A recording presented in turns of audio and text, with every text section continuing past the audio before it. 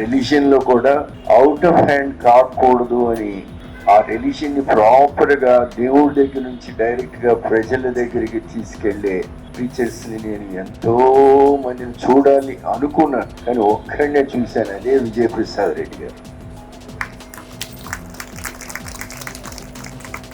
Is a secular preacher. ఆయన చాలా నచ్చుతుంది అందరికి. రోజు రోజుకి జనం పెరిగిపోతున్నారు కూడా. కానీ అదే లిట్మస్ టెస్ట్. ఒక వ్యక్తి చెప్పే మాట అది దేవుడి మాటగా మనిషికి వినబడితే ఆ వ్యక్తి సాధించేసినట్లే. So anyway I'm so happy that Prasad Reddy గారు మనం పిలిస్తే ముందు ఆయన నా పేరు పెట్టుకున్నారు. So I'm very happy. మా ఊరు పైగా నేను పుట్టింది ఆయన పుట్టింది 3 కిలోమీటర్ల మధ్యలో పుట్టాం. సో రెండోసారి పిలిచిన లో అనకుండా అంత బిజీ. ఆయన ఎంత బిజీలో మీరు గూగుల్లోకి వెళ్తే మీకే తెలుస్తుంది. అయినా ఒప్పుకుని వచ్చారు. అన్నిటికన్నా ముఖ్యం, ఆయనకన్నా ముఖ్యం వారి సతీమణి. అవి నాకళ్ళే వచ్చారు. చాలా సంతోషంగా ఉంది మీరు రావడం. Thank you very much and God bless both of you అమ్మా on this auspicious day. Of course, on 25th is our auspicious day. So we're all eagerly waiting to listen to you. Thanks for giving me this opportunity. పరమ వైద్యుడు అనే పదాన్ని నేను ప్రయోగించాను already. పరమ వైద్యుడు. Actually వైద్య పరిభాషలో 2 వేరు సెక్షన్స్ ఉంటాయి. అవేంటంటే, ఒకటి ఫిజికల్ ట్రీట్మెంట్, అంటే కనిపించే అవయవాలకు చేసేటువంటి ట్రీట్మెంట్. లైక్ కళ్ళకు కానివ్వండి, కాళ్ళకు కానివ్వండి, చేతులకు కానివ్వండి, హృదయానికి కానివ్వండి, ఇలా బాడీలో ఎవ్రీ పార్ట్కి వైద్యులుగా మీరందరూ ట్రీట్మెంట్ ఇస్తూ ఉంటారు. రైట్, ఇది నిజం. అలాగే ఇదే వైద్యంలో, ఇదే వైద్య పరిభాషలో మరొక ట్రీట్మెంట్ ఉంది. అదే మానసిక రుగ్మతలకు ఇచ్చేటువంటి ట్రీట్మెంట్. అంటే ఒకటి ఫిజికల్గా ఉన్నటువంటి ఆర్గాన్స్కి ఏదైనా ప్రాబ్లం వస్తే ట్రీట్ చేయటం ఒకటైతే, కనిపించేది ఒకటి ఉంది కదా. కనిపించేది ఈ ఫిజికల్గా ఉన్నటువంటి ఆర్గాన్స్ అన్నీ కనిపిస్తాయి. కనిపించని ఉన్నాయి మన బాడీలో కనిపించనిది ఉంది. ఆ కనిపించని దానికి కూడా ట్రీట్మెంట్ ఉంది. మీకు తెలుసు, సిగ్మండ్ ఫ్రాయిడ్ అని మానసిక శాస్త్రవేత్త. సిగ్మండ్ ఫ్రాయిడ్ చాలా విషయాలు మనస్తత్వ శాస్త్రాన్ని అభివృద్ధి చేయడానికి సిగ్మండ్ ఫ్రాయిడ్ యొక్క పరిశోధనలు చాలా ఉపయోగపడ్డాయి. ఇప్పటికి కూడా మానసిక వైద్యులు చాలామంది ఉన్నారు. మా ఏరియాలో కూడా పేరెన్నికగానే వైద్యులు ఉన్నారు. ఆయన పేరు కంటే కూడా డిగ్రీలు ఎక్కువ ఉంటాయి సార్ ఆయనకి. రామారెడ్డి గారు, మానస హాస్పిటల్, రాజమండ్రి. ఆయన డిగ్రీలు ఉంటాయి, ఇంచుమించు ఒక 40-50 డిగ్రీలు ఉంటాయి. పెద్ద ఆయన కూడా. సో ఆయన మానసిక వైద్య నిపుణులు. ప్రసాద్ రెడ్డి గారు ఎలాగైతే కంటి వైద్యం, ఆయనకి ఈయన ఓన్లీ కంటి వైద్యం కదా, ఇంకా చాలా ఉన్నాయి. ఆయన ఒక సర్జన్ కూడా, ఇందాకే విన్నాను. సో అలాగా ఈ 2 శాస్త్రాలు చాలా అభివృద్ధి చెందాయి. ఒకటి ఫిజికల్ బాడీకి, రెండోది సైకలాజికల్గా ట్రీట్మెంట్. ఈ 2 కూడా చాలా అభివృద్ధి చెందాయి. ఇప్పుడు నేను ఒక మాట అడుగుతాను మిమ్మల్ని. ఇక్కడ ఫిజికల్గా నాకు ఏ డిసీజ్ లేదన్న వాళ్ళు ఎవరైనా చేయి చూపించగలరా? ఏ డిసీజ్ ఉండకూడదు, చివరికి గ్యాస్ట్రిక్ కూడా ఉండకూడదు. అలా ఏమీ లేకుండా కంప్లీట్ 100% నేను చాలా హెల్దీగా ఉన్నానన్న వాళ్ళు ప్లీజ్ ఒక్కరు ఎవరిని ఉంటే చేయి చూపించండి ప్లీజ్. 100% ఐఎమ్ హెల్దీ అన్నవాళ్ళు ఎవరు లేరా? యంగ్స్టర్స్లో కూడా లేరా? కాదు, ఇక్కడ ఉన్న వాళ్ళందరూ తెలుగు వాళ్ళేనా? నేను కన్ఫ్యూజ్ అవుతున్నాను. అందరు తెలుగు వాళ్ళే కదా? అంటే ఏమైనా హిందీ, తమిళ్, మలయాళ్ ఈ బ్యాచ్ ఏమైనా ఉన్నారా ఏంది వీళ్ళు అసలు దేనికి ఎక్స్ప్రెషన్స్ లేవని మరి రోబోల్లో కూర్చుంటే నాకు డౌట్ వచ్చింది. అందరు తెలుగోళ్లే కదా, రైట్. తమ్ముళ్ళు మీకు ఏమైనా రోగాలు ఉన్నాయా? మరి ఏమన్నా చేయి చూపించవచ్చుగా, హెల్దీ అనొచ్చుగా. కంప్లీట్ హెల్దీయేనా? ఎంతమంది ఉన్నారు హెల్దీగా కంప్లీట్గా? అంటే చిన్న డిసీజ్ కూడా ఉండకూడదు. ఎవరు లేరా? అందరూ మొత్తం మీద కనీసం 99 మార్కులు కూడా ఎవరికి రాలేదా? లేవా? ఏదో ఒకటి ఉన్నాయి మొత్తం మీద. సరే, మనందరం కూడా ఏదో ఒక డిసీజ్తో బాధపడుతున్నాం. మీకు తెలియని ఇంకో విషయం నేను చెప్పనా? కేవలం ఫిజికల్ డిసీజెసే కాదు, we have lot of spiritual diseases. ఇది పచ్చి నిజం. ఇక్కడున్న ప్రతి ఒక్కరి అంతరంగం పరిపూర్ణమైనది కాదు.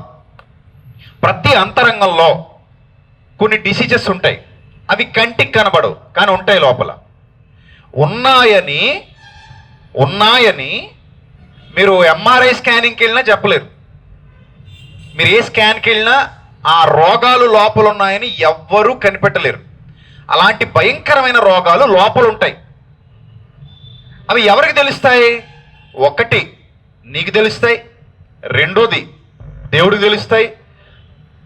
బాగా నీతో క్లోజ్గా ఎవరైతే మూవ్ అవుతున్నారో వాళ్ళకి తెలుస్తాయి. ఇది నిజమా కాదా అనేది మీకు డౌట్ వస్తే పచ్చి నిజం అని నేను చెప్తాను. పచ్చి నిజం. ఎందుకంటే చూడండి, ఒక వ్యక్తిని చూడగానే ఆ వ్యక్తికి పోలియో ఉందనుకోండి, మనం చూడగానే అయ్యో పాపం ఇతనికి ఏముంది, పోలియో ఉంది అని గుర్తుపెట్టేస్తాం. ఎందుకంటే మనకి కంటికి కనబడతా ఉంటుంది కదా, ఫిజికల్గా ఆ ప్రాబ్లం ఏదైతే ఉందో అది కంటికి కనబడతా ఉంటుంది. కాబట్టి అయ్యో పాపం ఇతనికి పోలియో ఉంది అని మనం కొంచెం జాలి చూపిస్తాం కదా. అలాగే గుడ్డి వాళ్ళు ఉన్నారనుకోండి, అయ్యో పాపం ఇతనికి కళ్ళు లేవు, ఎందుకంటే తెలిసిపోతాయి కదా, గుడ్డి వాళ్ళ కళ్ళు మనకు తెలిసిపోతాయి. అయ్యో పాపం ఇతనికి కళ్ళు లేవు, జాలి చూపిస్తాం. చేతులు లేవనుకోండి, చేతులు కట్ అయిపోయి ఉన్నాయనుకోండి, అయ్యో పాపం ఇతనికి చేతులు లేవు అని జాలి చూపిస్తాం. కానీ ఇక్కడ మానసిక వైకల్యం అని ఒకటి ఉంటుంది. ఏంటది? మానసిక వైకల్యం. ఇది ఎంతమందికి ఉందో ఇక్కడ ఎవరైనా కనిపెట్టగలరా అంటే ఎవ్వరు కనిపెట్టలేరు. ఎందుకంటే మనందరం ఎలా కనబడుతున్నాం పైకి? చెప్పండి, ఎలా కనబడుతున్నాం? చాలా మంచిగా, నవ్వుతూ, అందంగా, ప్రశాంతంగా, హ్యాపీగా ఉన్నట్టు యాక్టింగ్ చేస్తూ కొంతమంది. నిజానికి లోపల హ్యాపీనెస్ ఉండదు. పైకి మాత్రం ఆ ఆర్టిఫిషియల్ చిరునవ్వుని ఎక్కడ తెస్తాం? పెదాల మీదకి తెస్తాం. ఆర్టిఫిషియల్గా నవ్వేస్తూ ఉంటాం. ఇక్కడ అందరితో నవ్వుతూ hi hi brother, hi, how are you, super, I'm fine, I'm good అంటుంటాం. కానీ నిజానికి లోపల గుడ్డు లేదు, అంత ఒట్టిదే. లోపల ఏం లేదు, కానీ పైకి ఒక ఆర్టిఫిషియల్ చిరునవ్వు పూసుకొని ఆర్టిఫిషియల్గా బతికేస్తున్నాం, కాలం గడిపేస్తున్నాం. కానీ లోపల చాలా చెత్త పేరుకుపోయింది, లోపల చాలా వ్యాధులు పేరుకుపోయినాయి, లోపల చాలా కుళ్ళు కుతంత్రాలు పేరుకుపోయినాయి. అర్థమైందా? దీనికి మీకు బెస్ట్ ఎగ్జాంపుల్ చెప్తాను, జాగ్రత్తగా వినండి. యేసుక్రీస్తు భూమి మీద జన్మించినప్పుడు, అసలు ఆయన జన్మించిందే మీరు అనుకోవచ్చు రోగాలు తగ్గించడానికి. ఈరోజు చాలా మంది అదే భావిస్తున్నారు. యేసు ప్రభు ఎందుకు?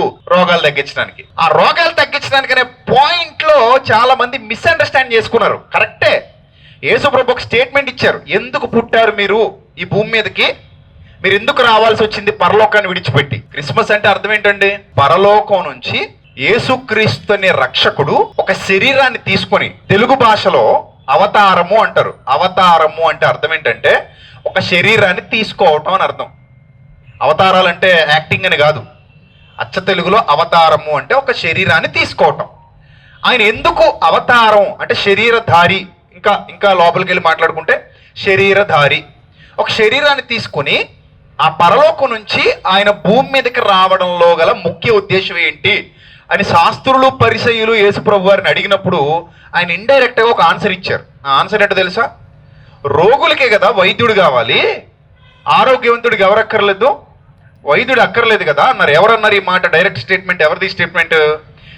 యేసు ప్రభు వారు, జీసస్ స్టేట్మెంట్ ఇది.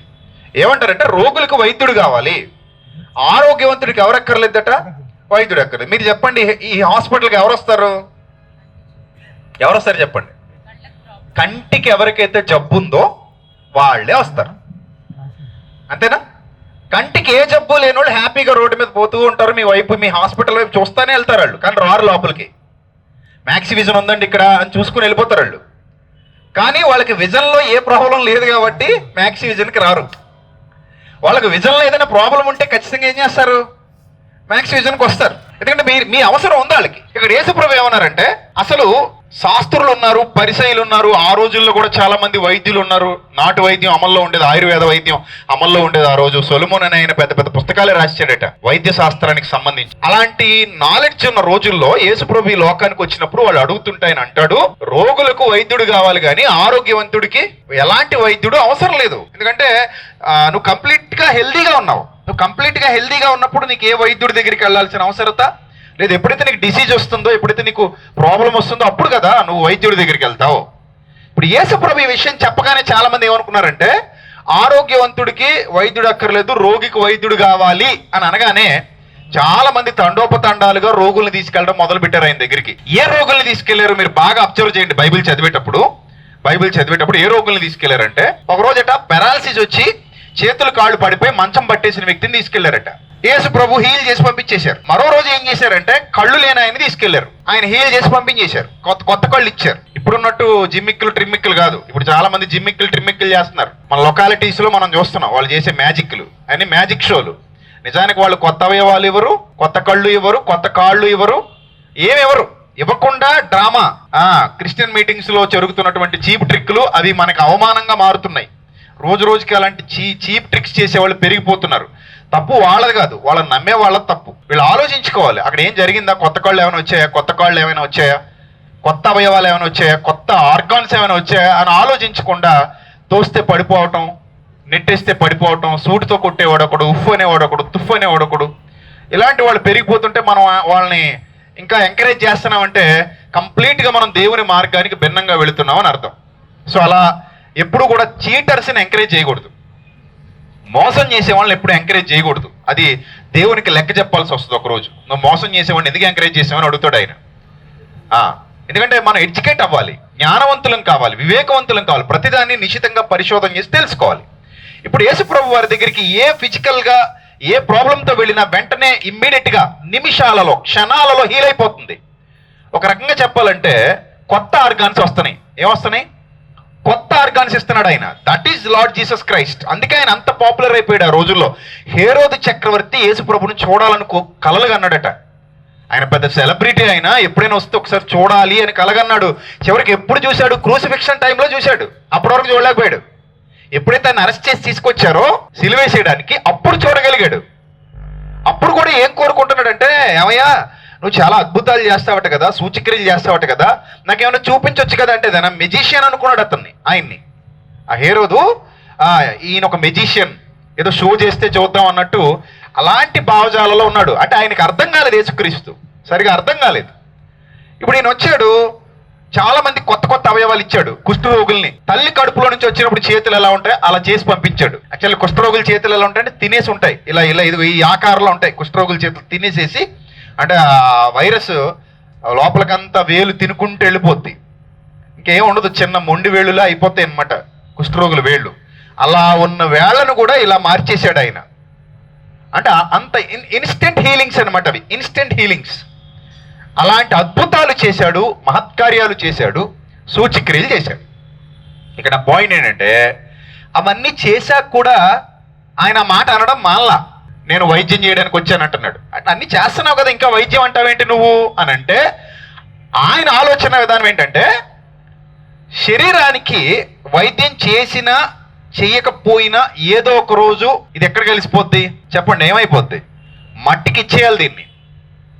అది ప్రకృతి ధర్మం, నియమం. నువ్వు ఫెయిర్ అండ్ లవ్లీ రాస్తావా, మేకప్ వేస్తావా, ఐబ్రో షేపింగ్ చేస్తావా, లిప్స్టిక్ వేస్తావా, లేకపోతే ఇంకేమైనా ఫౌండేషన్ వేస్తావా, గట్టి ఫౌండేషను, ఏదైనా చెయ్యి. బట్ వన్ డే ఏం చేయాలి? దీన్ని తీసుకెళ్ళి అగ్నికైనా ఇవ్వాలి, నీటికైనా ఇవ్వాలి, మట్టికైనా ఇవ్వాలి. ఈ ప్రకృతిలోని ఎలిమెంట్స్లో మన బాడీ కూడా కలిసిపోవాలి. ఇది ప్రకృతి ధర్మం, దేవుడు పెట్టేసిన నియమం, సూత్రం. అది యేసుప్రభుకి ఆ మాత్రం తెలీదా?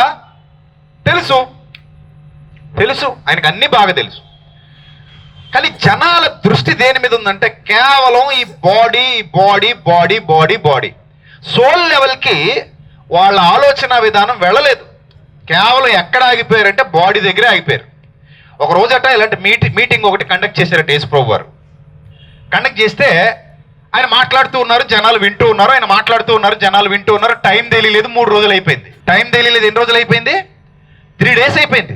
3 days పాటు ఆయన మాట్లాడుతున్నాడు, వాళ్ళు వింటున్నారు. రాత్రి పగలు వచ్చాయి. 3 nights 3 days అయినా టైం తెలియలేదు ఎవరికి. అలా వెళ్ళిపోయింది ఫ్లో.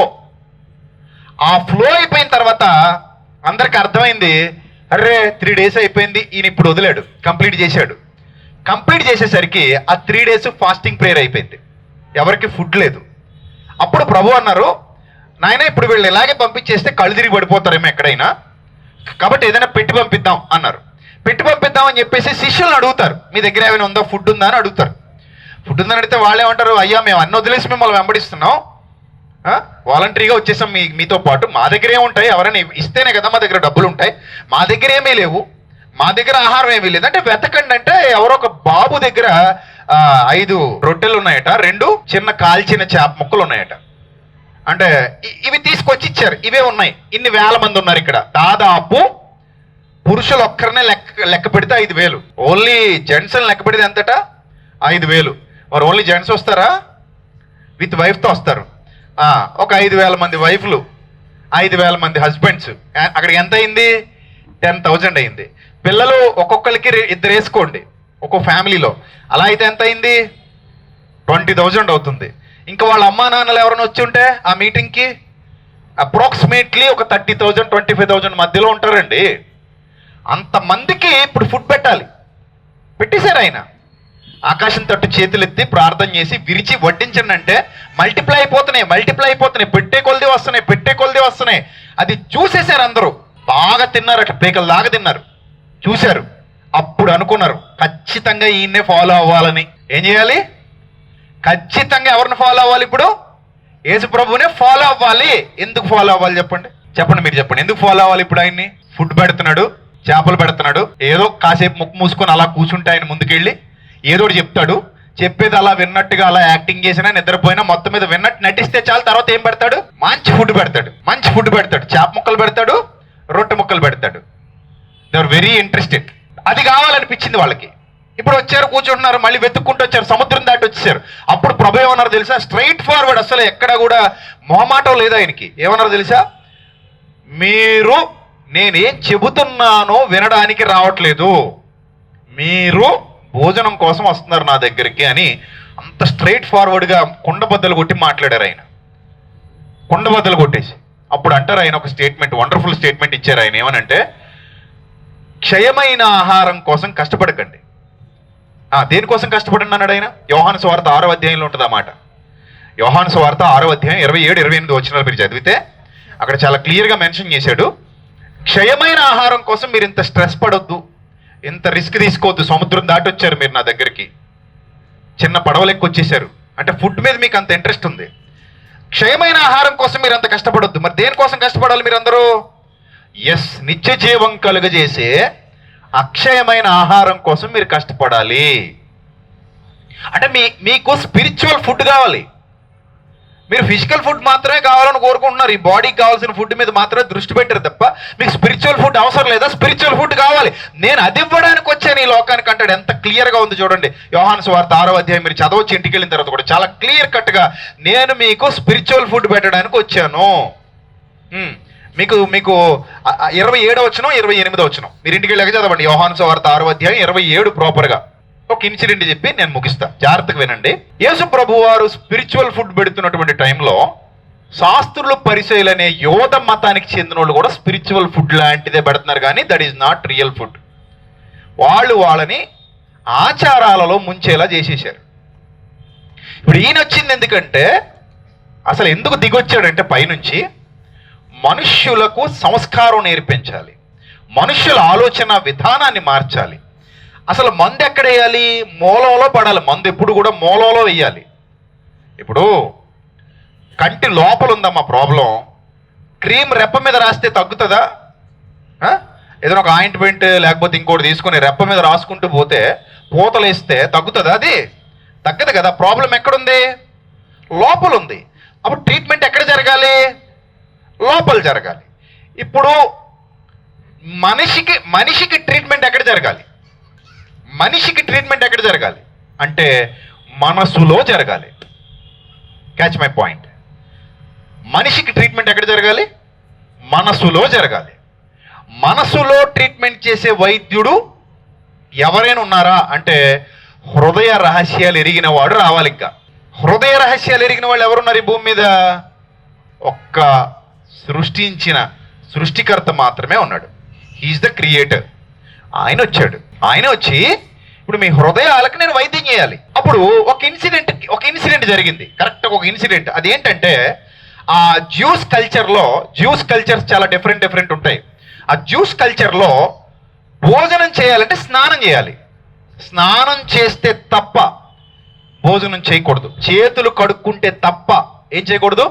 భోజనం చేయకూడదు. నవేడేస్ మనం చేతులు కడుక్కోకుండా కూడా స్పూన్తో తినేస్తున్నాం. స్పూన్స్ వచ్చిన తర్వాత ఏం పని లేదు మనకి, చేతులు కడుక్కునే పని లేదు.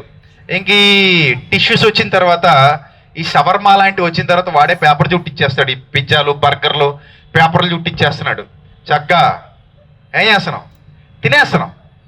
పూర్వం అయితే చక్కగా కూర్చోవాలి, చేతులు శుభ్రంగా కడగాలి, ఆకులో నీళ్లు చల్లుకొని ఆకు కడగాలి. ఆకు అంటే పూర్వం మరి అరిటాకుల మీద తినేవాళ్ళం కదా మనం. ఇక్కడ వాళ్ళు ప్లేట్లో రాతి ప్లేట్లో తినేవారు వాళ్ళు. So chicken ప్లేట్స్లో. సో అలా కూర్చొని చక్కగా స్నానం చేసి మడిగట్టుకుని భోజనాలు చేసే సంస్కృతిలో యూదులు కూడా ఉన్నారు అప్పటికి. ఓల్డ్ టెస్టిమెంట్లో మీకు అవన్నీ కనబడతాయి, ఆ ఓల్డ్ జూయిష్ కల్చర్లో. సో ఇక్కడ వచ్చిన ప్రాబ్లం ఏంటంటే, ఒక రోజు ఏం జరిగిందంటే, యేసు ప్రభు వారి శిష్యులు ఆ చాల మధ్యలో వెళుతూ ఆ ఆహారం కొంత తీసుకుని ఇలా నలుచుకుని తినేశారట. వెన్నులు తుంచుకొని తినేశారు. తినేస్తే శాస్త్రుల పరిచయాలు దాన్ని చూశారు. వాళ్ళకేంటి, మామూలుగా చూస్తే ఏ ప్రాబ్లం లేదు, పట్టించుకోరు. వేరే వాళ్ళు ఎవరైనా తింటే పెద్ద పట్టించుకోరు. కానీ తిన్నదెవరు? యేసు ప్రభు వారి ఫాలోవర్స్, శిష్యులు. వీళ్ళకి యేసు ప్రభు అంటే పడదు. శాస్త్రులకి పరిచయాలకి యేసు ప్రభు మీద ఫుల్ యాంటీ, పడదు వాళ్ళకి. అందుకని ఏం చేశారంటే, నీ శిష్యులు చేతులు కడుక్కోకుండా భోజనం ఎందుకు చేశారని పెద్ద ఎలిగేషన్ తీసుకొచ్చారు. నీ శిష్యులు చేతులు కడుక్కోకుండా భోజనం ఎందుకు చేశారు? నువ్వేదో పెద్ద స్పిరిచువల్ స్పీకర్ అంటున్నావు కదా, నువ్వు చాలా గొప్ప జ్ఞానివట కదా, నువ్వు చాలా గొప్పోడివట కదా, మరి వాళ్ళకి ఆ మాత్రం కామన్ సెన్స్ ఎందుకు నేర్పించలేకపోయావు నువ్వు? దట్ ఈస్ కామన్ సెన్స్ కదా. చేతులు కడుక్కొని కదా ఫుడ్ తినాలి. చేతులు కడుక్కోకుండా భోజనం చేశారు వాళ్ళు. ఈ మాత్రం నీకు తెలీదా? నీ శిష్యులకి ఈ మాత్రం గైడెన్స్ నువ్వు ఇవ్వలేదా? ఆ మాత్రం నువ్వు నేర్పించలేదా? సరైన శిక్షణ ఇవ్వలేదా? సరైన ట్రైనింగ్ ఇవ్వలేదా అని ఎవరిని క్వశ్చన్ చేస్తున్నారు ఇప్పుడు వీళ్ళు? డైరెక్ట్ జీసస్నే క్వశ్చన్ చేస్తున్నారు. ఎవరు వీళ్ళు? శాస్త్రులు, పరిసయ్యులు. ఆ రోజుల్లో ఉండేవారు వాళ్ళు, ధర్మశాస్త్రోపదేశకులు. అంటే మేమే జ్ఞానులు అని ఫీల్ అయ్యేవాళ్ళు అనమాట. అప్పుడు ట్రీట్మెంట్ మొదలుపెట్టాడు ఆయన ట్రీట్మెంట్ మొదలుపెట్టాడు. ఎలా ట్రీట్మెంట్ మొదలుపెట్టాడంటే, మార్క్స్ వార్తలో ఉంటుంది 7వ అధ్యాయంలో ఆ సందర్భం. చాలా బాగుంటుంది. ఇంటికి వెళ్ళిన తర్వాత మళ్ళీ ఒకసారి ప్లీజ్ రిఫర్ చేయండి. కొంచెం మీరు స్పిరిచువల్ నాలెడ్జ్ కావాలనుకుంటే కొంచెం టైం కేటాయించాలి. స్పిరిచువల్ నాలెడ్జ్ సంపాదించుకోవాలనుకుంటే బైబిల్ మీద కొంచెం శ్రద్ధ పెట్టాలి, జాగ్రత్తగా చదవాలి, నేర్చుకోవాలి. లేకపోతే రాదు. నేను ఒకటే చెప్తున్నా, 6 ప్యాక్ ఉన్నంత మాత్రాన వాడు గొప్పోడేమీ కాదు. లోపల ఉండాలి అసలైన ప్యాక్. అర్థమైందా? ఇప్పుడు ఒక పాయింట్ చెప్తా. అమ్మాయిలు ఉంటారు, పెళ్లి చేసుకోవాలనుకున్నప్పుడు ఏం కోరుకుంటారు చెప్పండి? 6 ప్యాక్ ఉంటే చాలా. మిమ్మల్ని అడుగుతున్నాను, పోనీ పెళ్ళైన వాళ్ళు చెప్పండి, మీరు 6 ప్యాక్ ఉంటే సరిపోద్దా మీ ఆయనకి? కొంచెం అర్థం చేసుకునే మనసు ఉండాలి, జ్ఞానం ఉండాలి, వివేకం ఉండాలి, బాధ్యత ఉండాలి, ప్రేమ ఉండాలి, ఇవన్నీ ఉండాలి. ఓన్లీ 6 ప్యాక్ అంటే కుదరదు. ఏం చేసుకుంటాం ఆ 6 ప్యాక్ని? 2 రోజులు చూస్తాం, 3 రోజులు చూస్తాం, 4 రోజు చిరాకు వస్తుంది. నార్మల్ బనియన్ వేసుకో అంటాం. ఇంకెంతసేపు చూపిస్తావు దిగ్మల్ ప్యాక్ మాకు? షర్ట్ వేసుకో అంటాం. అంతేనా కదా? ఇక పద్దాక చూస్తా కూర్చుంటామా? చిరాకు వస్తుందా రాదా? వస్తుంది కదా. సో ఇప్పుడు చాలా మంది పెళ్ళిళ్ళు చేసుకునే వాళ్ళు ఏం చూసి మోసపోతారు చెప్పండి? ఏం చూసి మోసపోతారమ్మా? పెళ్లి సంబంధాలు ఇప్పుడు మ్యారేజ్ బ్యూరోలు సెంటర్లు వచ్చేసాయి, బేభత్సంగా వచ్చేసాయి. ఏం పంపిస్తున్నారు మీకు? ఓన్లీ ఈ పిక్చర్ వస్తుంది, అంతేనా? ఈ పిక్చర్ వస్తుంది. ఈ పిక్చర్ సరిపోద్దనే పెళ్ళిళ్ళు చేసుకుంటున్నారు. ఈ పిక్చర్ చూసే పెళ్ళిళ్ళు చేసుకుంటున్నారు. ఆడవాళ్ళని మగవాళ్ళు చేసుకున్నా, మగవాళ్ళని ఆడవాళ్ళు చేసుకున్నా ఏం చూసి చేసుకుంటున్నారు? ఓన్లీ ఈ పిక్చర్ చూసి. అలాగే హైటు, వెయిటు, కలరు, కట్అవుట్ ఎలా ఉందో చూస్తున్నారు ఫస్ట్. ఏం కావాలట? కట్అవుట్ ఎలా ఉంది, అలాగే పిక్చర్ ఎలా ఉంది చూసాం, కట్టేసాం, కట్టింగ్ చేసుకున్నాం, 2 జరిగిపోయాయి. తొడిగేసాం, దండేసేసాం. వేయించేసుకున్నాం, అయిపోయింది, పెళ్ళి అయితే అయిపోయింది. ఇప్పుడు చెప్పండి, ఇప్పుడు ఏం కావాలి?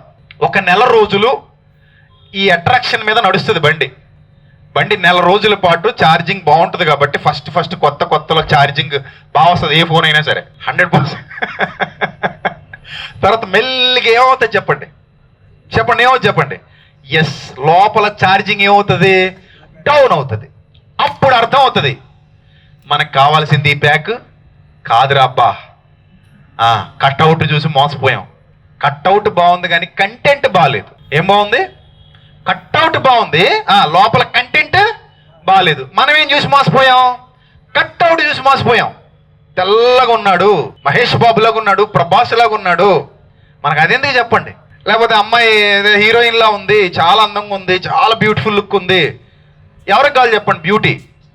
సో అక్కడ మనకు అర్థమైంది ఫిజికల్ బ్యూటీ కంటే కూడా చెప్పండి ఇప్పుడు ఏది ఇంపార్టెంట్? స్పిరిచువల్ బ్యూటీ చాలా చాలా ఇంపార్టెంట్. అది ఫీమేల్ అయినా మేల్ అయినా సరే ఫిజికల్ బ్యూటీ కంటే కూడా ఏ beauty important? Spiritual beauty important. ఇది ఎప్పుడు మీరు రియలైజ్ అయ్యారు దీన్ని? మీరు చెప్పండి. ఆల్రెడీ పలుపు తాడు పడిపోయాక, పలుపుతాడా పసుపుతాడా? పలుపుతాడు అంటున్నాం, ఇప్పుడు పసుపుతాడు అనలేకపోతున్నాం. చాలామంది అనలేకపోతున్నారు, ఇప్పటికీ చాలామంది అనలేకపోతున్నారు, అందుకే డివోర్స్కి వెళ్తున్నారు. పసుపు తాడులా ఫీల్ అయితే డివోర్స్కి వెళ్ళరు, కాపురం చేస్తారు. పలుపు తాడులా ఫీల్ అయ్యారు కాబట్టి దేనికి వెళ్ళారు? డివోర్స్కి వెళ్ళారు. నిజమా అబద్ధమా చెప్పండి? పచ్చి నిజం. మొన్న ఒక పెళ్ళికి వెళ్ళాం, ఫర్ ఎవర్ ఇన్ఫర్మేషన్ చెప్తున్నా. ఇలాగే మెసేజ్ చెప్పా, నేనే గెస్ట్ స్పీకర్గా పిలిచారు నన్ను. మెసేజ్ చెప్తూ ఎందుకో నాకు డౌట్ వచ్చి అబ్బాయిని లేపి అడిగా, ఈ అబ్బాయి నీకు ఎప్పటి నుంచి తెలుసమ్మా అని అడిగా పెళ్లి కూతుర్ని. 1 month సార్ అంది. వాట్ అన్నాను. ఎస్ సార్, మీరు విన్నది నిజమే సార్, 1 month సార్ అంది. అంటే 1 monthలోనే బ్లైండ్గా డెసిషన్ తీసేసుకున్నావా? తీసేసుకున్నాను సార్ అంది. ఇంక నేను ఈ అబ్బాయిని అడగక్కర్లేదు కదా, ఆ ఊరికి ఈ ఊరు ఎంత దూరం, ఈ ఊరికి ఆ ఊరు కూడా అంతే దూరం. ఈ అమ్మాయి ఎప్పటి నుంచి తెలిసి అబ్బాయికి? ఆబ్వియస్లీ 1 month నుంచే. అంటే 1 monthలోనే వీళ్ళిద్దరూ కట్అవుట్ చూసేసి ఫిక్స్ అయిపోయి ఏం చేసుకుంటున్నారు? పెళ్లి చేసుకుంటున్నారు. కట్అవుట్ చూసేసి. అమ్మాయి చాలా తెల్లగా ఉంది, అందంగా ఉంది, ఫిజికల్గా బాగుంది. అబ్బాయి కూడా చాలా బాగున్నాడు, హైట్ ఉన్నాడు, మంచి వైట్ ఉన్నాడు, హెయిర్ స్టైల్ బాగుంది, ఫిజికల్గా బాగున్నాడు. అంటే పెళ్లి చేసేసుకున్నారు. మీరు చెప్తే నమ్మరు, ఆఫ్టర్ 1 month 2 ఫ్యామిలీలు వచ్చాయి. అప్పటికే చాలా పంచాయతీలు అయిపోయాట. ఇది 1 monthలోనే అప్పటికే చాలా కూర్చోబెట్టేశారట, మాట్లాడేశారట, ప్లేట్లు ఇరిగిపోయాట, తలుపులు పగిలిపోయాట. ఇప్పుడు డివోర్స్ కావాలని వచ్చారు. ఎప్పటికీ? జస్ట్ 1 monthకి. అంటే దీన్ని బట్టి మీరు అర్థం చేసుకోండి, మనకి పైన డాక్యుమెంట్ కంటే కూడా పైకి కనిపించే థంబ్నెయిల్ కాదు కావాల్సింది, ఆ వీడియో లోపల ఉన్న కంటెంట్ ఇంపార్టెంట్, నాట్ థంబ్నెయిల్ చూసి మోసపోద్ది. ఇప్పుడు లేటెస్ట్ సామెత, బుక్ కవర్ పేజ్ చూసి బుక్ని జడ్జ్ చేయొద్దని బుక్కులు చదివే టైంలో చెప్పేవాళ్ళం. Don't judge a book. So cover page చూసి బుక్ని ఏం చేయొద్దు, జడ్జ్ చేయొద్దు. ఇప్పుడు లేటెస్ట్ ట్రెండింగ్లో ఏం చెప్పాలి? థంబ్నెయిల్ చూసి వీడియోని డిసైడ్ చేయొద్దు. అర్థమైందా? థంబ్నెయిల్ చూసి దేన్ని డిసైడ్ చేయొద్దు, వీడియోని డిసైడ్ చేయొద్దు. ఎందుకంటే లోపల ఏముందో ఎవరికి తెలియదు. థంబ్నెయిల్ మాత్రం చాలా బాగుంది, సూపర్ ఉందని ఓపెన్ చేసేయకండి. ప్రతి థంబ్నెయిల్ మంచి వీడియో కలిగి ఉండదు. చెత్త వీడియోలకు కూడా మంచి థంబ్నెయిల్స్ వేసి అమ్మేస్తారు. లేబుల్ వేరు, లోపల ఉన్న మందు వేరు. ఆ లేబుల్ ఎలా ఉందో చూడాలి. లోపల ఉన్న లేబుల్ చూస్తే మోసపోతామో, లోపల ఉన్న మందు తేడా ఏమో అది అర్థం కావాలి నీకు. సో అలాగా ఈరోజు చాలా మంది మనుషులా అంటే మనుషులే, కానీ లోపల మృగాలు ఉన్నాయి. మనుషుల లోపల ఏమున్నాయి? మృగాలు. ఇందాక సార్ నేను లోపల ఆఫీసులో క్యాబిన్లో కూర్చున్నప్పుడు మాట్లాడుకుంటున్నప్పుడు సార్ ఒక విషయం చెప్పారు. ఏమనంటే, నాన్న పసిపిల్లల మీద కూడా ఏం జరుగుతున్నాయి? అత్యాచారాలు జరుగుతున్నాయి, రేప్స్ జరుగుతున్నాయి. ఎవరి మీద? పసిపిల్లల మీద. చేసేవాళ్ళు పెద్దవాళ్ళు. ఇప్పుడు బయట యూరోపియన్ కంట్రీస్లో కానివ్వండి, లేకపోతే మన ఇండియాలో కూడా ఈ మధ్య అక్కడక్కడ మొసలాడు ఒకడు రేప్ చేశారని చూసాం పసిబిడ్డని. మొన్న ఎవరో హైదరాబాద్లోనే ఎవరో వలసొచ్చిన వాళ్ళ పాపను ఒకడు ఎత్తుకుపోయి వాళ్ళు ఎవరో పనులకు వస్తుంటారు కదా, వాళ్ళు ఎక్కడ ఒక టెంట్లో బతుకుతుంటారు. ఆ టెంట్లో నుంచి ఒక పసిబిడ్డని ఎత్తుకుపోయి ఒకడు రేప్ చేసి చంపేశాడు. చిన్న పాప, మహా అయితే 9 months అట. 9 months. అసలు 9 months బేబీ మీద వాడు పడాలని ఎలా అనుకున్నాడో నాకు అర్థం కాల. అందుకే నేను గతంలో ఒక పాట రాశా, మానభంగం అని ఒక పాట రాశా. అది కల్పన గారు పాడారు. నేను రాసిన పాట కల్పన గారు పాడారు. యూట్యూబ్లో అవైలబుల్గా ఉంది, వినండి. అందులో ఒక లైన్ రాశాను నేను. ఏం రాశానంటే, కుక్క పిల్లపై కుక్క పడదురా, ఆవు దూడపై ఎద్దు పడదురా, మగతనమాది సిగ్గుపడండ్రా, పశువులకున్న నీతి లేదురా. ఎస్, రియల్ వర్డ్స్ అవి. కుక్క పిల్ల మీదకి ఎప్పుడు కుక్కలు వెళ్ళడం మనం చూడం, ఎందుకంటే వాటికో నీతి ఉంది. అవి వెళ్ళినా కూడా, వాటికి ఆ డిజైర్స్ కలిగినా కూడా పెద్ద కుక్కలు ఎక్కడున్నాయని వెతుక్కుంటాయి. అంటే కుక్కలకో నీతి ఉంది. అలాగే ఆవు దూడలు అనేవి చిన్న ఉంటాయి, వాటి మీదకి ఎద్దులు రావు. వాటికి కూడా నీతి ఉంది. అరే చిన్నది అది అన్న ఎద్దు అనుకుంటుంది. పల్లె ప్రాంతాల్లో ఉన్న వాళ్ళకి తెలిసి సంగతి. అంటే కుక్క పిల్లల మీదకి కుక్క పిల్లలు వెళ్ళట్లేదు, ఆవు దూడల మీదకి ఎద్దులు వెళ్ళట్లేదు. కానీ మనుషుల మృగాల తెలియకుండా పసిబిడ్డల మీద కూడా పైశాచికత్వాన్ని చూపిస్తున్న వాళ్ళు ఉన్నారంటే వాళ్ళు జబ్బు పడ్డ వాళ్ళ కాదా మీరు చెప్పండి. మనిషి చూస్తే ఎలా ఉంటాడు? నీటుగా ఉంటాడు, పైకి తాతగారు మామగారు అన్నట్టు నీటుగా ఉంటారు. కానీ లోపల అంతరంగానికి వైద్యం అవసరం. లోపల అంతరంగం ఏమైపోయింది? పాడైపోయింది. ఈ భూమి మీద ఉన్న ఏ వైద్యుడు దాన్ని చెబితే తప్ప గుర్తించలేనంత దుస్థితిలో ఉంది. అది రోగం. అది ఇప్పుడు యేసుప్రభు వారి ట్రీట్మెంట్ అక్కడ జరగాలి. That is the real Christmas.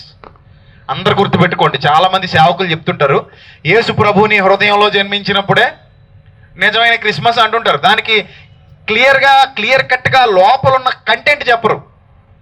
ఈరోజు నేను చెప్తున్నా, చాలా క్లియర్గా చెప్తున్నా, మనం రియల్ క్రిస్మస్ ఎప్పుడంటే మన ఇంటి మీద లైట్ వెలిగినప్పుడు కాదు, మన ఇంటి మీద స్టార్ కట్టినప్పుడు కాదు, మన హృదయంలో లైట్ వెలిగినప్పుడు. డార్క్నెస్ అనేది బయట ఉన్న డార్క్నెస్ కాదు పోవాల్సింది, లోపల ఉన్న డార్క్నెస్ పోవాలి. మన అంతరంగంలో చాలా పెద్ద డార్క్నెస్ ఉంది. మన అంతరంగంలో ఉన్నటువంటి చీకటి తొలగిపోవాలి. అప్పుడు కదా రియల్ క్రిస్మస్. పైకి ఒకటి లోపల ఒకటి మాట్లాడటం, సార్ మీరు చాలా గొప్పలు సార్ అని ముఖం మీద అని, వెనకన ఈడో పెచ్చగడీడు, ఈడు కొనంత పెచ్చ ఎవరికి ఉండదు అని మనసులో అనుకుంటున్నాం అనుకో, అది నిజమైన వ్యక్తిత్వం? అది చెప్పు, నిజమైన వ్యక్తిత్వం అది కాదు. పైకి మాత్రం ఎక్కడ లేని నవ్వు వస్తుంది, పైకి ఎక్కడ లేని ప్రేమ వస్తుంది, పైకి అంత డ్రామా యాక్టింగ్, లోపల మాత్రం అంత కుళ్ళు దరిద్రం. అందుకే చూడండి, పెద్దలు ఒక సామెత చెప్తారు, మేడి పండు చూడ మేలిమై ఉండు, పొట్ట విప్పి చూడ ఏముండు పురుగులుండు. చిన్నప్పుడు చదువుకున్న పద్యాలు, మేడి పండు చూడ మేలిమై ఉండు, పొట్ట విప్పి చూడ పురుగులుండు అన్నట్టు. చాలా జీవితాలు అలాగే కదా తగలడ్డాయి. పైకి ఒకటి లోపల ఒకటి, పైకి ఒకటి లోపల ఒకటి, అవునా కదా? సో అది జబ్బు. అది ఏమంటారు? దాన్ని వ్యాధి అంటారు. ఇప్పుడు యేసుప్రభు ట్రీట్మెంట్ ఎలా జరిగిందంటే, వాళ్ళు వచ్చి అన్నారు, చేతులు కడుక్కోకుండా ఎందుకు భోజనం చేశారు అని అడిగారు. అప్పుడు ప్రభు అన్నారు, చేతులు కడుక్కోకుండా భోజనం చేస్తే ఏంటి ప్రాబ్లం అని అడిగారు. వాళ్ళకి సౌండ్ లేదు. ఏంటి ప్రాబ్లం? No problem. ఒకవేళ చేతులు కడుక్కోకుండా భోజనం చేశాడు, మహా అయితే ఏం జరుగుతుంది చెప్పండి? ఏం జరుగుతుంది?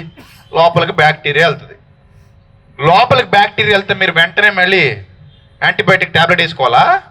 ఏమక్కర్లా. లోపలికి వెళ్ళిన బ్యాక్టీరియాని క్లియర్ చేసుకునే టెక్నాలజీ ఆల్రెడీ ఎక్కడుంది? మన శరీరంలో ఉంది. ఆ విషయాన్ని యేసుక్రీస్తు ఫస్ట్ టైం అక్కడే చెప్పేశాడు.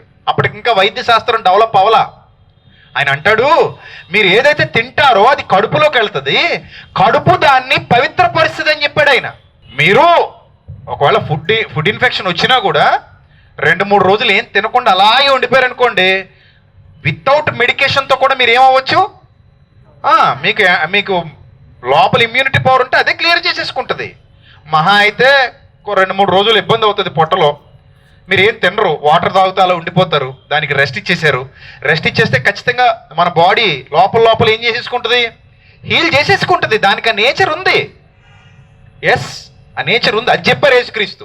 ఏం చెప్పారంటే, మీరు ఏం తిన్నా సరే అది లోపలికి వెళ్తుంది, అది లోపలికి వెళ్ళి బహిర్భూమిలో విడవబడుతుంది. ఒకసారి చదువుతారా మీరు? మార్క్స్ వార్త 7వ అధ్యాయము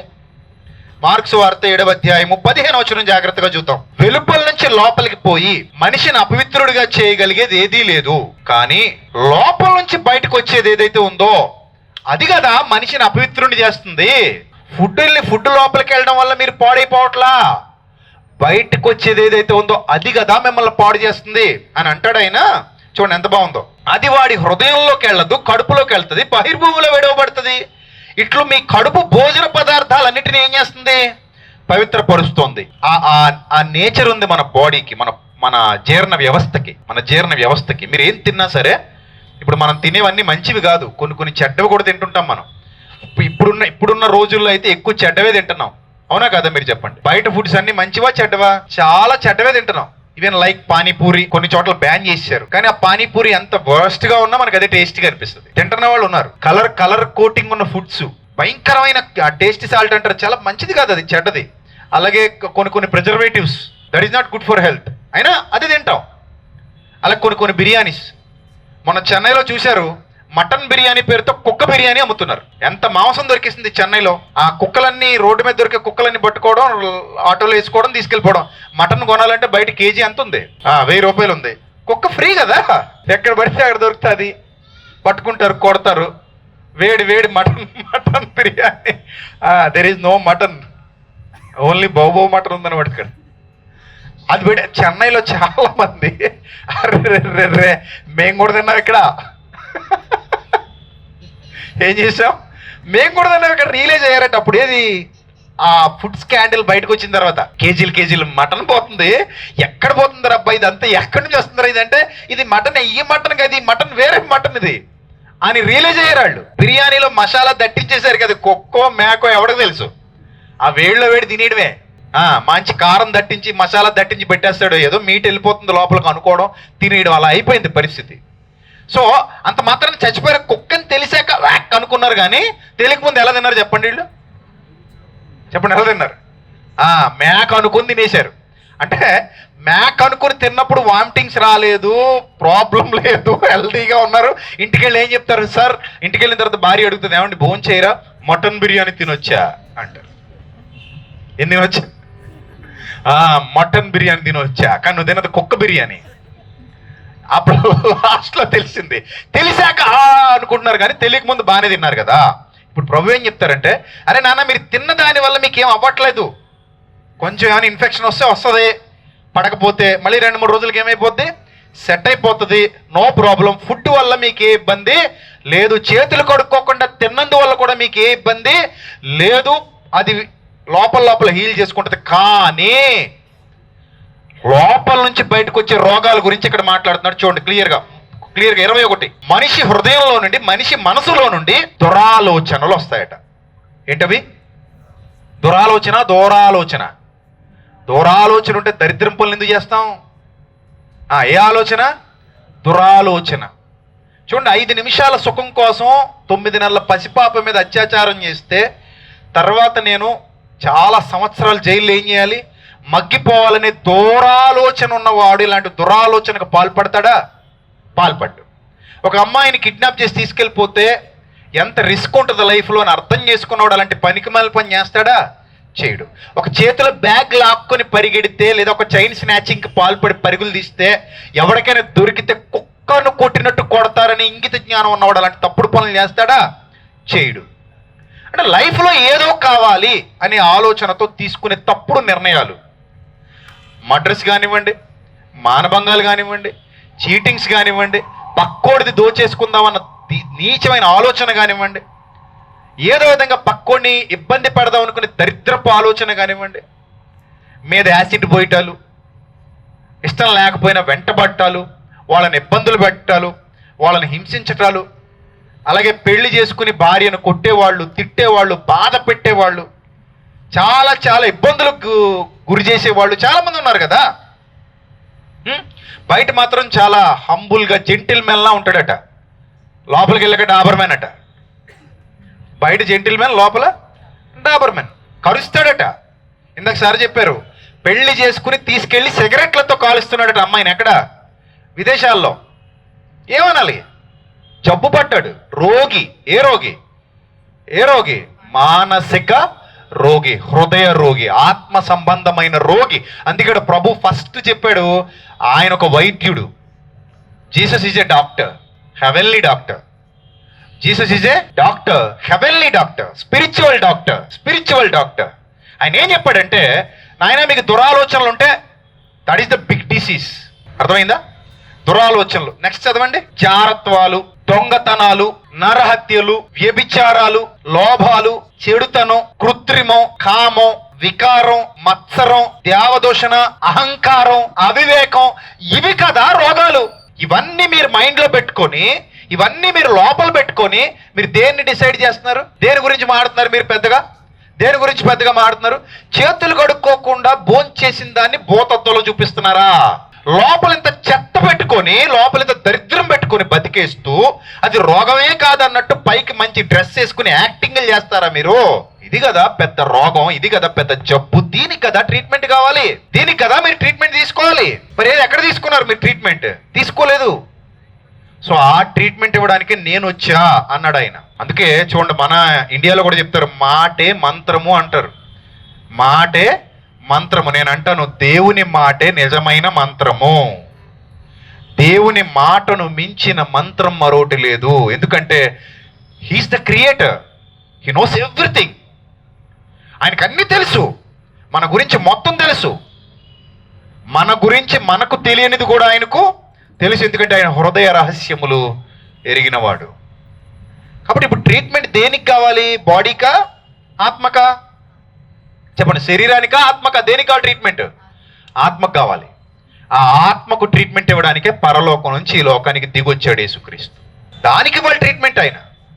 ఇన్ని జబ్బులు మనలో పెట్టుకు బతికేస్తున్నాం తెలియకుండా. ఇన్ని జబ్బులు. ఫ్రెండ్ మోసం చేశాడని వింటాం. ఎవరట? ఫ్రెండ్. ఫ్రెండ్ అంటే మనకు చాలా ఎక్కువ. అమ్మ కంటే నాన్న కంటే కూడా ఎక్కువ కొన్ని సందర్భాల్లో. He's my friend, she's my friend నమ్ముతాం. నమ్మి అన్నీ చెప్పేసుకుంటాం. తల్లిదండ్రులకు చెప్పనివి కూడా ఎవరికి చెప్తారట? స్నేహితులకు చెప్తారట, ఫ్రెండ్స్కి చెప్తారు. అంత క్లోజ్గా ఉంటాం. కానీ అలాంటి ఫ్రెండ్సే ఒక్కోసారి ఏం చేస్తుంటారు? వెన్నుపోటు పొడుస్తుంటారు. మోసం, దగ, కుట్ర, అన్యాయం, అక్రమం, దౌర్జన్యం, దోపిడీతత్వం, ఇవన్నీ మనలో పెట్టేసుకొని, ఇవన్నీ లోపల దాచేసుకుని, చేతులు కడుక్కోలేదు, కాళ్ళు కడుక్కోలేదు, అది చేశారు, ఇది చేశారు. కొంతమంది మాట్లాడుతుంటారు, పైన వాటి గురించి మాట్లాడతారు. నువ్వెందుకు బంగారం పెట్టుకున్నావు అంటాడు ఒకడు. నీకేంటి నొప్పి? నువ్వేమన్నా కొనిచ్చావా? నువ్వెందుకు ఆ చీర కట్టుకున్నావు? నీకేంటి నొప్పి? నువ్వెందుకు ఆ డ్రెస్ వేసుకున్నావు? నువ్వెవరు అడగడానికి? సో లోపల ఉన్నదాన్ని క్లియర్ చేసుకో. First clear your self. First clean your room. First clean your room. Personal rooms ఉన్నాయి మనందరికీ. That means personal room means our heart. దాన్ని క్లీన్ చేసుకోవాలి. We have to clear that. We need to clear that. అది అవసరం మనకి. అది చాలా important మనకి. అది వదిలేసాం. సో రియల్ క్రిస్మస్ అంటే కొత్త బట్టలు కాదు. రియల్ క్రిస్మస్ అంటే డెకరేషన్స్ కాదు. రియల్ క్రిస్మస్ అంటే స్టార్ తీసుకెళ్ళి మన ఇంటి మీద లేదా మన ప్రాంతంలోనో కట్టడం కాదు. రియల్ క్రిస్మస్ అంటే మన ఇంటికి లైటింగ్ పెట్టడం కాదు. వచ్చిన వాళ్ళందరికీ మంచి మంచి స్వీట్స్, అక్కడ ఫారిన్లో వైన్ కూడా ఇస్తారట, సార్ చెప్పారు, గిఫ్ట్లు, ఇవి కాదు. That is not real Christmas. Real Christmas ఏంటంటే నీ పక్కన మరో మనిషి ధైర్యంగా హ్యాపీగా ఉండగలగాలి. Get my point. నీతో సహవాసం చేస్తున్న వ్యక్తి హ్యాపీగా ఉండాలి. ఎలా ఉండాలి?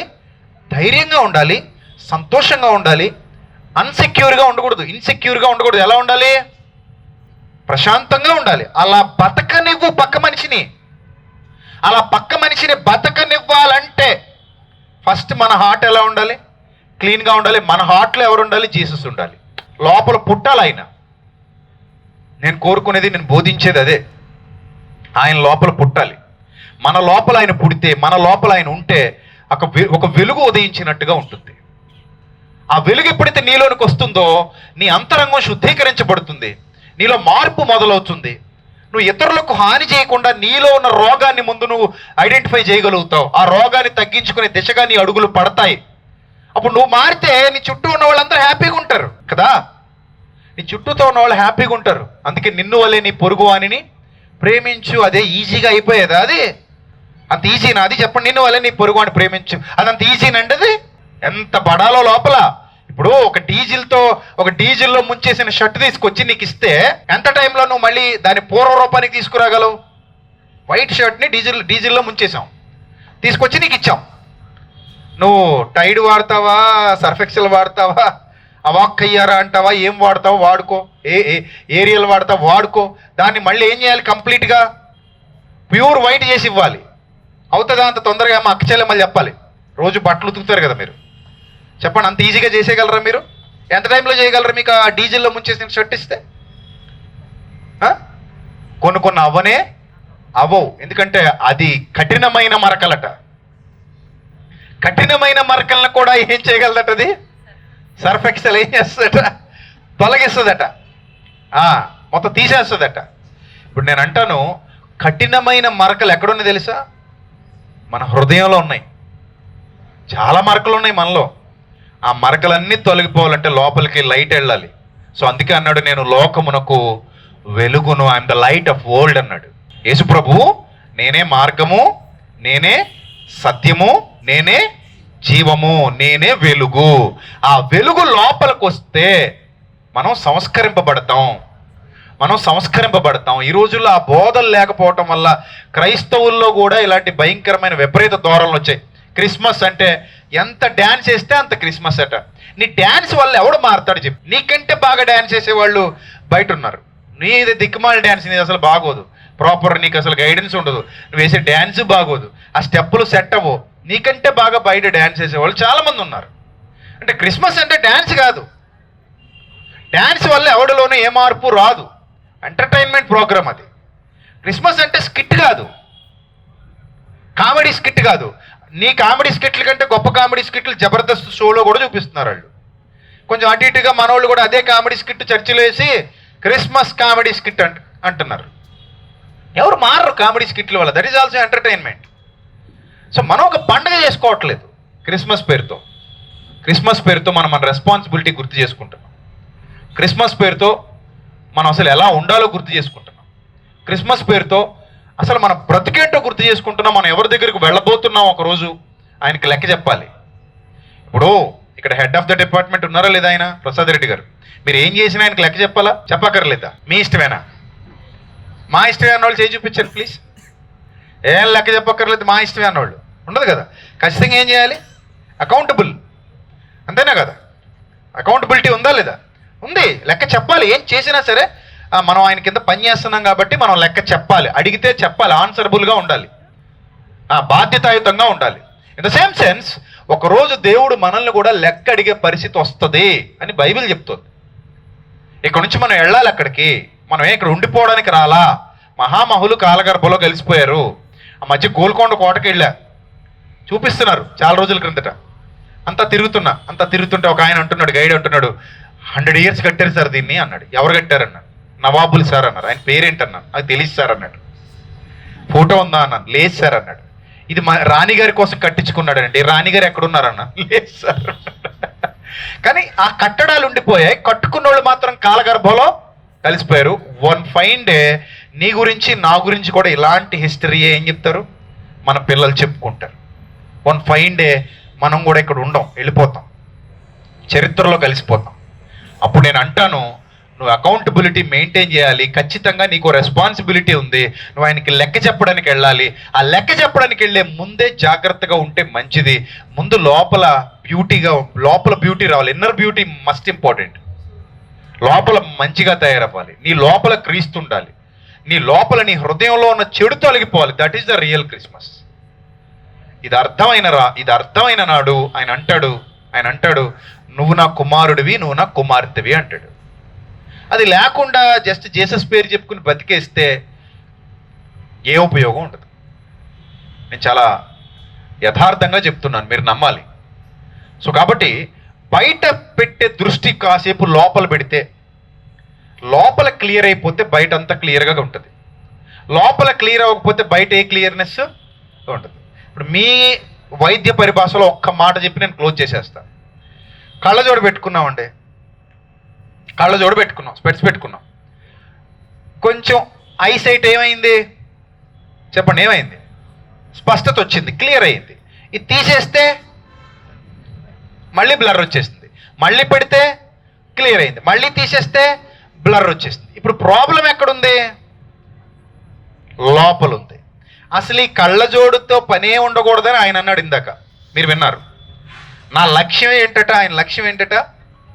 మనుషుల దగ్గర నుంచి కళ్ళజోళ్ళు పీకవతలు పడేయాలి, ఆ లోపల నుంచి హీల్ చేసుకుంటూ రావాలి. సార్ లక్ష్యం అది. యేసుప్రభు లక్ష్యం కూడా అదే. మీరు మేకప్ వేసుకుని ఎక్కువ రోజులు బతకలేరు. ఇలాంటి కళ్ళజోళ్ళు పెట్టుకుని ఎక్కువ రోజులు క్లియర్గా మీరు చూడలేరు. అంటే మీ మనోనేత్రాలు ఏమవ్వాలి? వెలిగింపబడాలి. మీ మనోనేత్రాలకు వైద్యం చేయాలి. పై నేత్రాలు వేరు, మనోనేత్రాలు వేరు. అక్కడ మీరు సంస్కరణ జరిగినప్పుడు మీ ఐ సైట్ చాలా క్లియర్ అయిపోద్ది. అంటే మీరు ప్రపంచాన్ని చూసే దృక్పథం మారిపోద్ది. మీరు ప్రపంచాన్ని ఆలోచించే దృక్పథం మారిపోద్ది. మీ జ్ఞాననేత్రం వెలిగింపబడుతుంది. అప్పుడు మీరు చాలా సంస్కారవంతంగా మారుతారు. మీ ఆలోచన విధానం మారుతుంది. ఒకరోజు అట ఇలాగే ఒక సభ జరుగుతుందట. ఒక ఆమె అలాగే కూర్చొని ఉంది. పర్సులో నుంచి అప్పట్లో 2000 నోట్లు ఉండేవి కదా, ఆ 2000 రూపాయల నోటు కింద పడిపోయింది. వెనకనున్న ఆమె చూసింది, తీసి అంటుందట, my lord, thank you for this gift. ఏంటదే? My lord, thank you for this గిఫ్టా? నీ ఎదురుగానే చూసావు, బ్యాగ్ నుంచి పడ్డం చూసావు. ఆమె కూడా నీలాగే బిలీవర్. ఇప్పుడు ఆమె ఏమని ప్రార్థన చేయాలి? మై లార్డ్ ఏమనాలి ఇప్పుడు? ఎంత హిపోక్రసీ అది, ఎంత హిపోక్రసీ. సో ఆ నేచర్ పోవాలి. పట్టుకెళ్ళేది ఏమీ లేదు. ఇక్కడ నుంచి ఒట్టి చేతులతో వచ్చాం, ఒట్టి చేతులతోనే వెళ్ళిపోతాం. ఏది మనతో రాదు. అలెగ్జాండర్ అంత గొప్పోడు, ది గ్రేట్ అలెగ్జాండరే చచ్చిన తర్వాత శవపేటికలో నుంచి నా 2 చేతులు ఏం చేయండి? బయట పెట్టండి అన్నాడట. అంటే దాని అర్థం ఏంటి? ప్రపంచాన్ని జయించాను, ఎంప్టీ హ్యాండ్స్తో వెళ్ళిపోతున్నాను. అలాగే నేను చచ్చిన తర్వాత నా శవపేటిక వైద్యుల చేత మోయించండి. 4 వైద్యులు మోయాలి నా శవపేటిక. ఈ గొప్ప వైద్యులు, ది బెస్ట్ వైద్యుల్ని నా దగ్గర పెట్టుకున్నాను, కానీ ఎవడు నన్ను కాపాడలేకపోయాడు. నా ప్రాణం నిలబడలేదు, వెళ్ళిపోయింది. అందుకే వైద్యులు నా శవపేటికి మోయాలి. నేను సంపాదించిన ఆస్తిలో నుండి బంగారు నాణేలు నా శవం ముందు చెల్లించుకుంటూ వెళ్ళండి. అప్పటి నుంచే శవాల ముందు చిల్లర చల్లడం వచ్చింది. మనం బంగారు నాణేలు చల్లితే ఇంకేమైనా ఉందా? చిల్లర చల్లుతారు. ఆ చిల్లర ఎవడు ఏరుకోడు. ఆవిడకి అక్కర్లేదు, అది అక్కర్లేని చిల్లరే చల్లుతారు మన మీద. అంటే మన చిల్లర బతుకని చెప్పగానే చెప్తున్నారు. ఏం బతుకు మంది? చిల్లర బతుకురా నాయన నీది. నీ మీద. కానీ చచ్చిపోయిన తర్వాత నోట్లో బంగారం వేస్తారంటే నేను అనుకునేవాడిని, బంగారం అంటే ఒక నెక్లెసో లేకపోతే ఒక రింగో పెడతారేమో నోట్లో అని అనుకునేవాడిని నా చిన్నప్పుడు. చచ్చిపోయి బంగారం వేస్తారు మా పెద్దోళ్ళు మాట్లాడుకుంటుంటే, ఓహో అయితే ఎక్కువ ఏమైనా 1 కేజీ బంగారం వేస్తారేమో, లోపల 1/2 కేజీ పెడతారేమో, లీస్ట్ కనీసం ఒక 100 గ్రాములైనా పెడతారేమో అనుకునేవాడిని. ఆ తర్వాత ఒక రోజు ఒకళ్ళు చచ్చిపోతే బంగారం పెట్టడం చూసా. అది బంగారం అని బంగారం అమ్మేవాడు కూడా అనుకోడు. దొంగోడు కూడా ఆ బంగారం కోసం సమాధిని తవ్వడు. అంత బంగారం పెడతారు లోపల. అప్పుడు అర్థమైంది, మంది ఏ బతుకు? చిల్లర బతుకురా నాయన మంది. ఈ చిల్లర బతుకు కోసం ఇన్ని చిల్లర వేషాలు అవసరమా? ఇంత మోసాలు అవసరమా? ఇన్ని మాయలు అవసరమా? చివరికి దేవుడి పేరు చెప్పుకొని కూడా మోసం చేసే దౌర్భాగ్యులు మన క్రిస్టియానిటీలో ఉన్నారంటే ఏమనుకోవాలి? వాళ్ళు కూడా క్రిస్మస్ చేస్తారు. ఇప్పుడు వాడు పైనుంచి ప్రభు అనుకుంటాడు, మీ బతుకులు తగలయ్యా అనుకుంటాడు. మీరు కూడా నా పుట్టినరోజు పండుగ సెలబ్రేట్ చేసుకుంటున్నారా మీరు దౌర్భాగ్యులారా అనుకుంటాడా? అనుకోడా? చెప్పండి అనుకుంటాడా? హ్యాపీ ఫీల్ అవుతాడు ఆయన, ఖచ్చితంగా బాధపడతాడు ఆయన. ఎందుకంటే చిచ్చి మీరా నా బర్త్డే కేక్ కట్ చేసేది, మీరా నా బర్త్డే గురించి మాట్లాడేది. అసలు నేను పుట్టిందే మీలాంటి దౌర్భాగ్యుల్ని మార్చడం కోసం. మీరు మారకపోగా అంత చండాలంగా బతుకుతూ కూడా ఎవరు బర్త్డే సెలబ్రేట్ చేస్తున్నారు? నా బర్త్డే సెలబ్రేట్ చేస్తున్నారంటే ఓ వేషధారులారా, మిమ్మల్ని ఏమనాలరా నాయన అని ఆయన ఫీల్ అవుతాడా? ఫీల్ అవడా?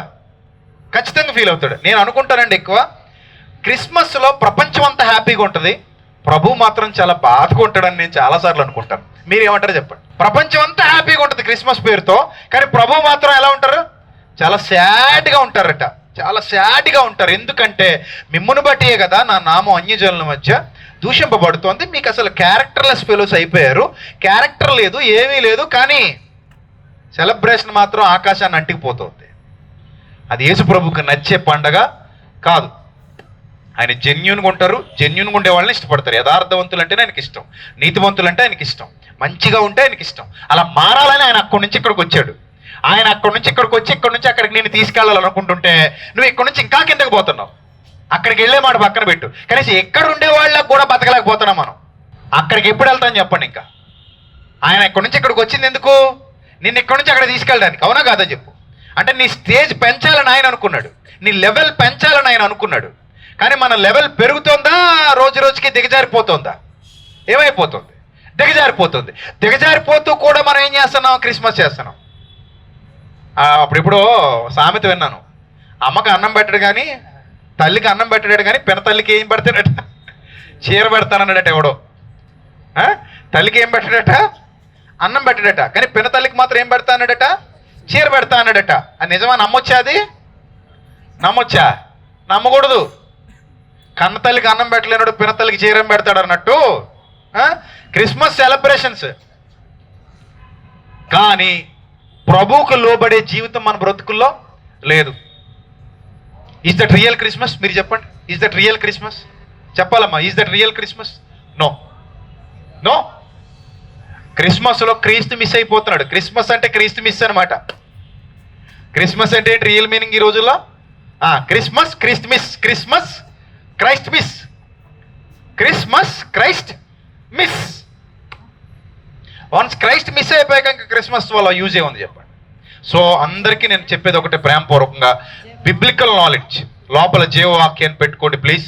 అందులో ఉన్న సూక్తులు, ఇందులో ఉన్నటువంటి విషయాలు, ఇందులో ఉన్న జ్ఞానం, ఇందులో ఉన్న వివేకం, ప్రభువు చెప్పినటువంటి బోధలు మస్ట్ అండ్ షుడ్గా మీ అంతరంగంలోకి వెళితే మీరు రియలైజ్ అవుతారు, మీరు బాగుంటారు, మీ చుట్టూతో ఉన్న వాళ్ళు కూడా బాగుంటారు.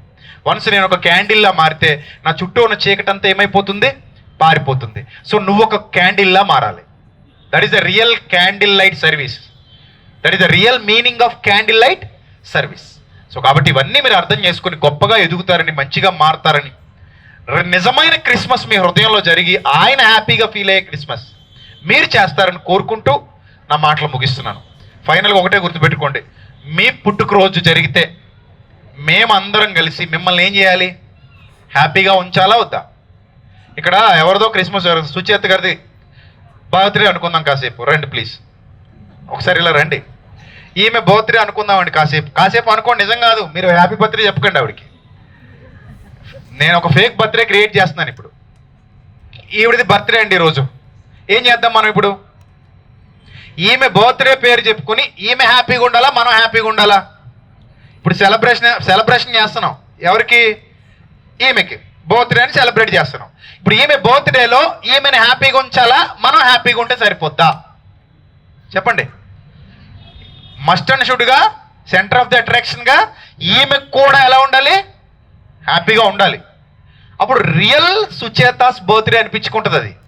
అలా కాకుండా ఈమెను ఏడిపిస్తూ, అనరాని మాటలంటూ, తిడుతూ, కొడుతూ, బాధ పెడుతూ, హింసిస్తూ, ఈవిడికి ఇష్టం లేని పనులన్నీ చేస్తూ, ఈవిడికి ఇష్టం లేని ఫుడ్ పెడుతూ, ఈవిడికి ఇష్టం లేని డ్రెస్ వేసి, ఇంకేనా ఎన్ని బాధలు పెట్టాలి అన్ని బాధలు పెట్టి హ్యాపీ బర్త్డే టు యూ అంటే ఎలా ఉంటుంది చెప్పండి?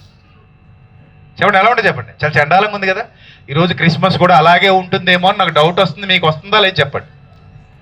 చేసేవాళ్ళందరూ పెంట పనులు చేస్తూ హ్యాపీ క్రిస్మస్, మెర్రీ క్రిస్మస్ అంటే ప్రభు డిస్మిస్ అంటాడు.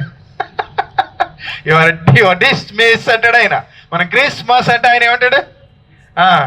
డిస్మిస్ అంటాడు అనమాట. వద్దు ప్లీజ్, అలాంటి క్రిస్మస్ వద్దు. రియల్ క్రిస్మస్ చేద్దాం, హార్ట్ఫుల్గా చేద్దాం, హార్ట్ఫుల్గా చేద్దాం. సో అలాంటి మంచి స్థితికి మీరు అందరూ ఎదగాలని మనస్ఫూర్తిగా కోరుకుంటూ, ఇంతసేపు ఎంత జాగ్రత్తగా నా మాటలు విన్నందుకు మరొకసారి మీ అందరికీ హార్ట్ఫుల్గా థ్యాంక్స్ చెప్తూ ఒక చిన్న రిక్వెస్ట్, చప్పట్లతో పాటు నా మాటలను కూడా వదిలేయకండి ప్లీజ్. నేను చెప్పినవి ఇంత కష్టపడి చెప్పాను కదా, ఒకవేళ ప్రభు చిత్తమై నేను బతుకుండి, మనందరం బతుకుండి, వచ్చే సంవత్సరం ఒకవేళ నేను ఇక్కడికి వచ్చినా మీరు లాస్ట్ ఇయర్ మనం ఏం మాట్లాడుకున్నాం అంటే చెప్పగలిగే స్థితిలో ఉండాలి ప్లీజ్. అంతగా మీరు దాన్ని ఏం చేసుకోవాలి? లోపల పెట్టుకోవాలి. అప్పుడు మీకు ఉపయోగపడుతుంది.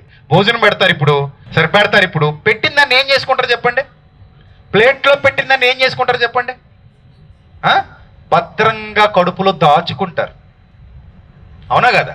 దాచుకుంటారా దాచుకోరా? ప్లేట్లో పెట్టిందని ఎక్కడ దాచుకుంటారు? పొట్టలో దాచుకుంటారు. చెవిలో పెట్టిందని ఎక్కడ దాచుకోవాలి? మనసులో దాచుకోవాలి. ప్లీజ్, నేను ఇప్పుడు మీకు, వాళ్ళేమో ప్లేట్లో భోజనం పెడతారు, నేను చెవిలో భోజనం పెట్టాను. ఇది కూడా భోజనమే. నేను ఇప్పటివరకు పెట్టింది కూడా ఏంటది? Spiritual food. స్పిరిచువల్ ఫుడ్ మీ చెవిలో పెట్టాను. దాన్ని ఎక్కడ దాచుకోండి? దయచేసి మైండ్లో దాచుకోండి. దయచేసి తోసేకండి బయటికి. వినేసి వదిలేసి వెళ్ళిపోకండి. మీకు ఖచ్చితంగా ఉపయోగపడుద్ది. మీరు ఖచ్చితంగా ఆలోచిస్తారు. మీరు ఖచ్చితంగా బాగుపడతారు. మీరు అందరూ బాగుండాలి. మీ కుటుంబాలు బాగుండాలి. పిల్ల పాపలతో సుఖ సంతోషాలతో వచ్చే న్యూ ఇయర్లో కూడా మీరు చాలా హ్యాపీగా ఉండాలి. మీ మ్యాక్స్ విజన్ ఇంకా అభివృద్ధి చెందాలి. మీకు ఇంకా జీతాలు పెరగాలి. మీరు గొప్పోళ్ళు అవ్వాలి. ఇంకా వాళ్ళకి లాభాలు రావాలి. ఇంకా అనేక మందికి మీరు అందరూ ఉపయోగపడాలి. చాలా మంది కళ్ళు లేని వారికి మీరు చూపును ప్రసాదించాలి. ఆ దేవుని యొక్క దీవెనలు మీ అందరి కుటుంబాల మీద మనస్ఫూర్తిగా ఉండాలని కోరుకుంటూ నా మాటలు ముగిస్తున్నాను. God bless you all. Love you all. Thank you so much. God bless you. ముఖ్యంగా ప్రసాద్ రెడ్డి గారికి నా హృదయపూర్వక నిండు వందనాలు. నేను ఆయన్ని మా చిన్నాన్నగారులా భావిస్తాను. ఎందుకంటే మా నాన్నగారి తర్వాత మాకు ఒక చిన్నాన్న ఉండేవారు, ఆయన చనిపోయారు. సో ఆయన ఉండుంటే ఇలాగే ఉండేవారేమో. సో అలాంటి ఒక చిన్న ఆయనలా భావిస్తాను నేను ఆయన్ని, ఒక చిన్న తండ్రిలాగా. Thank you so much sir. ఇక్కడ ఉన్న మేనేజ్మెంట్ అంతటికి, మ్యాక్స్ విజన్ మేనేజ్మెంట్ అంతటికి కూడా నా హృదయపూర్వక నిండు వందనాలు, ధన్యవాదాలు తెలియజేసుకుంటూ మీ అందరి సమక్షంలో ఈ విధంగా నాకు ఈ అవకాశం ఇచ్చినందుకు, రెండోసారి మళ్ళీ మీతో ఇంత మంచి విషయాలు పంచుకునే అవకాశం దొరికినందుకు, తమ్ముళ్లకు, చెల్లెమ్మలకు, అక్కలకు, అన్నలకు, నా ఆత్మీయ కుటుంబానికి మరొకసారి నా నిండు వందనాలు తెలియజేసుకుంటున్నాను. Thank you all. Love you all. God bless you. దేవుడు మిమ్మల్ని, మీ కుటుంబాన్ని దీవించును గాక. చిన్న ప్రేయర్ చేద్దాం. పరిశుద్ధ ప్రేమ గల తండ్రి, దయగల దేవ, ఇంతవరకు తండ్రి విలువైన మీ మాటలు మీ పిల్లలకు ఉపదేశించాం. నిజమైన క్రిస్మస్ ఏంటో, ఏది మీరు ఇష్టపడుతున్నారో అది జరిగించడానికి అందరికీ జ్ఞానం ఇవ్వండి, వివేకం ఇవ్వండి. తొట్టిల్లిపోయిన ఆత్మీయ జీవితాలు ప్రసాదించండి, శక్తితో నింపండి. ఇక్కడ ఉన్న ఆత్మీయ కుటుంబాన్ని దీవించండి. ముఖ్యంగా ప్రసాద్ రెడ్డి గారిని దీవించండి, ఆయన కుటుంబాన్ని దీవించండి. ఆయనకి ఆయుష్, ఆరోగ్యం, బలము, శక్తి ప్రభా మీ యొక్క జ్ఞానం, వివేకం ఇంకా మెండుగా దయచేసి మీ చిత్తానుసారంగా నడిపించమని, అలాగే ఇక్కడ ఉన్న మేనేజ్మెంట్ని కూడా జ్ఞాపకం చేసుకుని పెద్దలందరినీ బలపరిచి దీవించమని, అలాగే సుచేత సిస్టర్ని, ఆమెతో పాటు ఇక్కడ ఎంతమంది అయితే సిస్టర్స్ ఉన్నారో వాళ్ళందరినీ, బ్రదర్స్ ఉన్నారో వాళ్ళందరినీ, వారి కుటుంబాలను, వారికి ఇచ్చిన పిల్లల్ని, వారి చదువుల్లో, వారి యొక్క ప్రతి ప్రయాణంలో మీరు తోడుగా ఉండి ప్రతి ఫ్యామిలీని మీరు బ్లెస్ చేసి రాబోయే న్యూ ఇయర్లో మరిన్ని ఆశీర్వాదాలతో మీ బిడ్డలు నింపమని ప్రభా, వారి జ్ఞాననేత్రాలు మరింత ప్రభా విశాలమైన లోకాన్ని చూడగలిగే శక్తిని ఇవ్వమని యేసు నామములో అడుగుచున్నాం మా కన్న తండ్రి. Amen. God bless you. Thank you.